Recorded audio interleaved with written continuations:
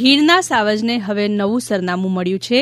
વર્ષોની પ્રતીક્ષા બાદ પોરબંદરનો બરડા ડુંગર સિંહોના સુરક્ષિત આશરા તરીકે સજ્જ થયો છે. સિંહોના વસવાટનું વિસ્તરણ અને પર્યાવરણના જતન માટે લેવાયેલો આ ઐતિહાસિક નિર્ણય માત્ર વન્યજીવ પ્રેમીઓ માટે જ નહીં પણ ગુજરાતના પ્રવાસન ક્ષેત્રે પણ નવી ક્રાંતિ લાવશે. કુદરત અને મનુષ્ય વચ્ચેના અનોખા સંતુલનને માણવા માટે હવે માર્ગ પ્રશસ્ત થયો છે. ત્યારે ચાલો જાણીએ. એશિયાઈ સિંહોના બીજા ઘર તરીકે ઓળખાતા બરડા વન્યજીવ અભયારણ્યમાં જંગલ સફારીનો પ્રારંભ થઈ ચૂક્યો છે. 192 ચોરસ કિલોમીટરમાં ફેલાયેલું આ જંગલ હવે સવાર સાંજ પ્રવાસીઓના ઉત્સાહથી ગુંજી ઉઠશે. અહીંની સમૃદ્ધ જૈવ વિવિધતા અને જળચર પક્ષીઓનું આગમન પ્રકૃતિ પ્રેમીઓ માટે એક અદભુત લ્હાવો છે. પ્રવાસીઓની સુવિધા માટે વન વિભાગે તાલીમબદ્ધ ગાઈડ તૈનાત કર્યા છે, જે વન્યજીવોની સાથે દુર્લભ ઔષધીય વનસ્પતિઓનો પણ પરિચય કરાવશે.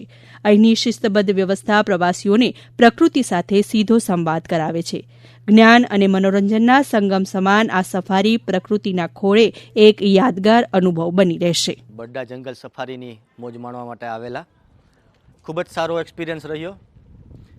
ખૂબ જ સારી સુવિધાઓ છે, ખૂબ જ સારા કર્મચારીઓ અને સ્ટાફ છે. બહુ જ મજા કરી. જંગલમાં ઘણા અલગ અલગ જાતના પ્રાણીઓ, પક્ષીઓ ઘણું બધું જોવા મળ્યું. એટલા અનુભવી હોય છે કે તમને દરેક પ્રાણીની ઊંડાણથી વિશેષતા આપે છે. એ સાથે સાથે હરેક વૃક્ષની પણ તમને વિશેષતા આપે છે. કયું વૃક્ષ ઔષધિમાં વપરાય છે, કઈ ઔષધિ બને છે, કઈ રીતે ઉપયોગ કરાય એ પણ ઊંડાણથી માહિતી આપે છે.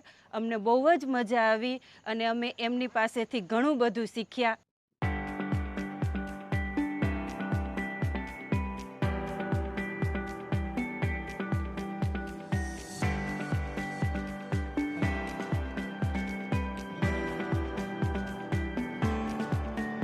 વન્ય પ્રાણીનું સંરક્ષણ પણ બરડા અભયારણ્યમાં ખૂબ સારી રીતે પોરબંદર વન વિભાગ અને ગુજરાત સરકાર દ્વારા કરવામાં આવી રહ્યું છે, જેના પરિણામે આવનારા સમયમાં અહીં મુલાકાત લેતા ટુરિસ્ટને વધુ રોમાંચક વાઇલ્ડલાઇફનો અનુભવ થઈ શકશે.